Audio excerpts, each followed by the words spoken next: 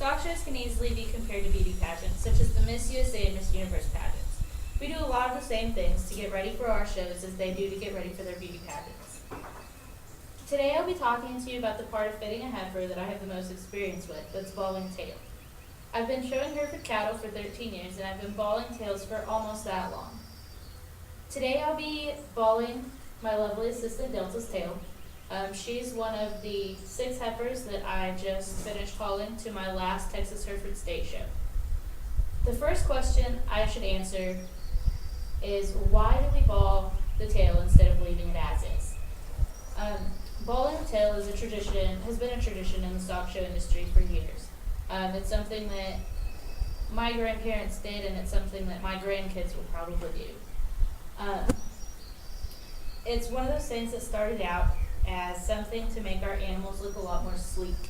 We want our animals to be balanced from the front to the back. We don't want them to have big, bulky shoulders and nothing on their back end. So we have figured out that using the tail allows us to really balance that heifer. Okay, more recently, it's been used as a way to deepen down the stifle. We want our animals to be nice and deep and nice and wide throughout the stifle area. And we figured out that using the tail to fill in a lot of this open space down in here has really helped us to do that.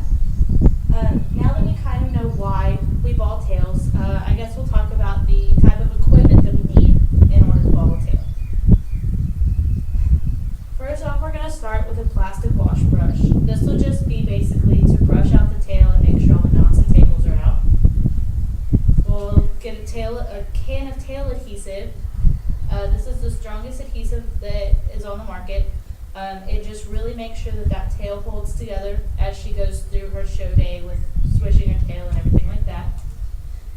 We use a ratting comb. This is just like what my grandmother uses on her hair. We'll use a hair clip, which is just like what I use to pull my hair back. And we'll use a fluffer comb. It's got long teeth and short teeth and just separates the hair out just a little bit better to make it a little bit more fluffy. There are 8 steps when balling a tail. The first step is to take your plastic wash brush and brush out all of the knots and tangles. It's really difficult whenever you're balling a tail to have to go around all of those tangles and to still get the right shape. The next thing that we're going to do is we're going to separate the tail into 2 layers. This will be the top layer. I just grab about like that, make sure it's even all the way around, pull it up around her tail, and clip it. And that really allows, whenever I get to the point that I'm pulling the rest of the hair down, that'll just smooth out the outside of the tail.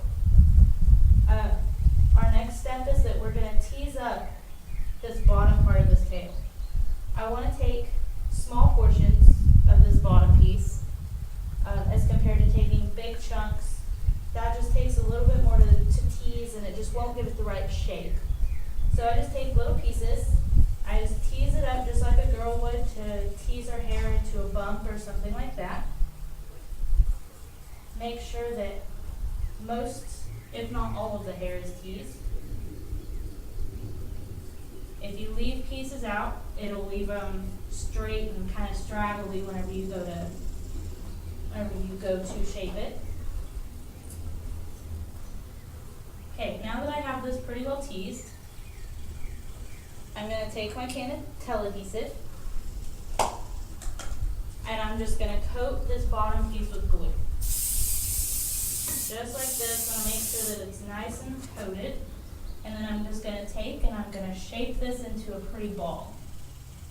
This started out, tails used to be big, round balls.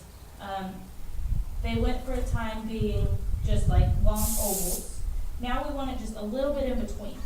We don't want it big and round, but we don't want it really long and hanging all the way down here. I'm going to make sure that I get the tail covered completely with glue so that whenever I bring down this top layer, it has something to stick to underneath. Now I'm going to take off my clippy. I'm going to grab my fluffer comb and I'm going to let this hair down And I'm going to use this comb just to kind of even all of this out and make sure that the entire tail is covered. Okay, now that that's even back out, I'm going to take and I'm going to spray glue on the outside.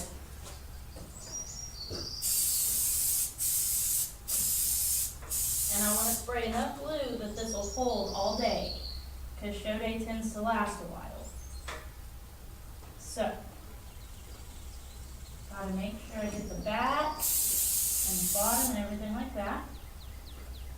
There's a lot of people that whenever they are fitting a tail, they'll pull a little pointy piece down right here, and then they'll just clip it off or cut it off or something like that.